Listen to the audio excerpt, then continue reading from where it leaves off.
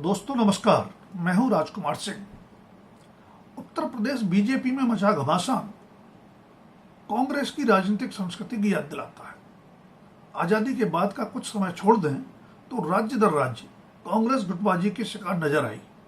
2014 के बाद कांग्रेस की ऐतिहासिक दुर्गति के दौर में भी ये दृश्य नजर आए। राजस्थान में कांग्रेस की सत्ता से बेदखली में अशोक गहलोत बनाम सचिन पायलट की जंग की बड़ी भूमिका रही।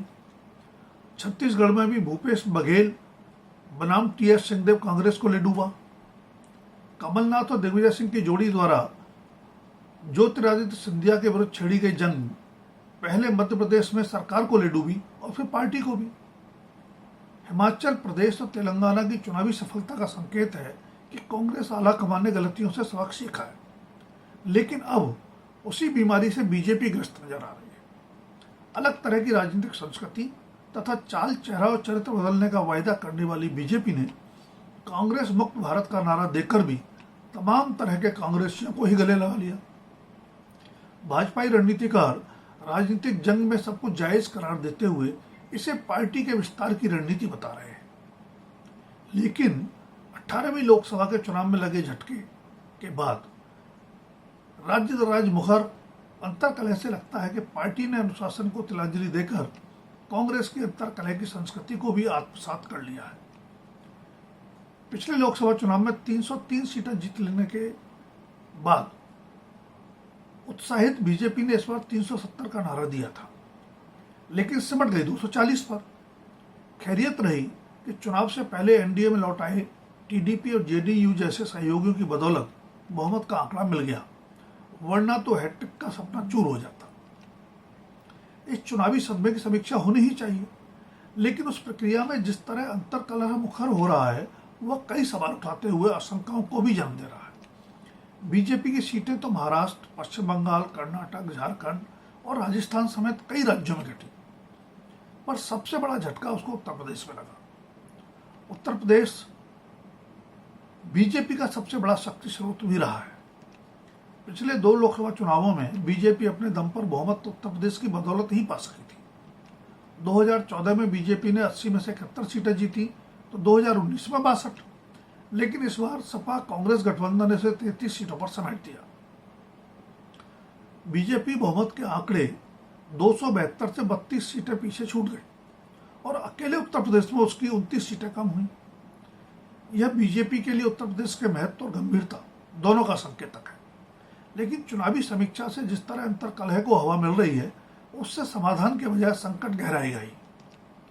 बेशक इसी साल के अंत में विधानसभा चुनाव वाले राज्यों महाराष्ट्र, झारखंड और हरियाणा में लगा झटका बीजेपी की चिंताओं में सर्वोपरि होना चाहिए, लेकिन सबसे बड़ा मोर्चा उत्तर प्रदेश में खुला नजर आता है, जहां विधानसभा चुनाव 2027 में होंगे। देश का सबसे बड़ा राज्य उत्तर प्रदेश बीजेपी की राष्ट्रीय राजनीति के लिए भी निर्णायक है, लेकिन इतने सारे राज्यों में लगे झटके का संकेत तो यह भी है कि जमीन पर बदलती स्थितियों से आला कमान भी अनजान रहा। प्रधानमंत्री नरेंद्र मोदी स्वयं उत्तर प्रदेश के वाराणसी से सांसद हैं। 22 जनवरी को अयोध्या में रामलला की प्राण प्रतिष्ठा के जरिए इस बार उत्तर प्रदेश में बड़ी चुनावी विजय की रणनीति बनाई गई थी, लेकिन बीजेपी दूसरे नंबर की पार्टी बनकर रह गई।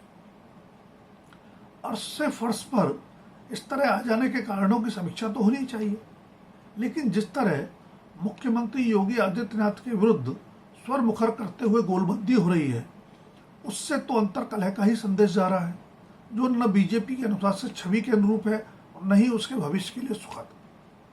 निश्चय ही मुख्यमंत्री के नाते योगी भी इस चुनावी पराभव के लिए जवाबदेह हैं, लेकिन जिन कई अन्य राज्यों में बीजेपी को झटका लगा वहां तो योगी नहीं थे। अहम सवाल यह भी है कि लोकसभा चुनाव की रणनीति में योगी की कितनी भूमिका थी। क्या टिकट वितरण सही ढंग से हुआ और उसमें योगी की सुनी गई? यह सच है 2014 में जब बीजेपी ने उत्तर प्रदेश की 80 में से 71 सीटें जीतकर सबको चौंका दिया था, तब योगी नेताओं की अग्रिम पंक्ति में कहीं नहीं थे। केशव प्रसाद मौर्य बीजेपी के प्रदेश अध्यक्ष थे और अमित शाह मुख्य चुनावी रणनीतिकार। 2017 के विधानसभा चुनाव में बीजेपी को प्रचंड बहुमत मिलने पर सांसद योगी आदित्यनाथ को आश्चर्यजनक रूप से मुख्यमंत्री बनाया गया, तो तो केशव प्रसाद मौर्य को भी उप मुख्यमंत्री पद का पुरस्कार मिला।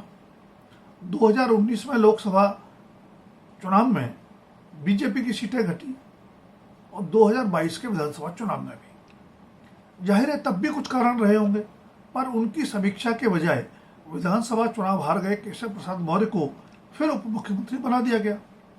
मानना चाहिए कि उसके पीछे आला कमान की कोई सुविचारित रणनीति रही होगी, पर उसका वांछित परिणाम तो हाल के लोकसभा चुनावों में नजर नहीं आया।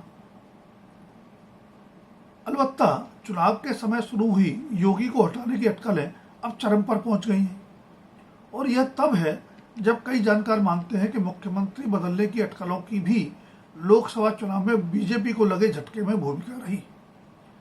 केशव प्रसाद मौर्य और दूसरे उप मुख्यमंत्री ब्रजेश पाठक कैबिनेट की मीटिंग तक में शामिल न होकर मुख्यमंत्री को खुली चुनौती देते रहे।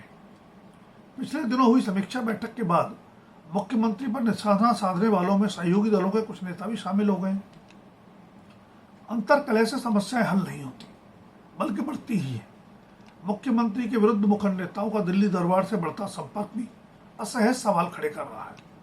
सत्ता की खातिर बदनाम कांग्रेसियों को भी गले लगाने वाली बीजेपी को उन विकृतियों से भी सबक सीखना चाहिए जिनके चलते देश की सबसे पुरानी पार्टी अपनी ऐतिहासिक दुर्गति को प्राप्त हुई। अंतर्कलह सिर्फ कमजोर करता है, मजबूत नहीं। मजबूती का आधार परस्पर विश्वास होता है, न कि अविश्वास और भितरघात। दोस्तों, अगर वीडियो पसंद आए तो लाइक, शेयर और सब्सक्राइब अवश्य करें। धन्यवाद। अभी के लिए इतना ही। जल्द फिर मिलेंगे किसी नए विषय के साथ।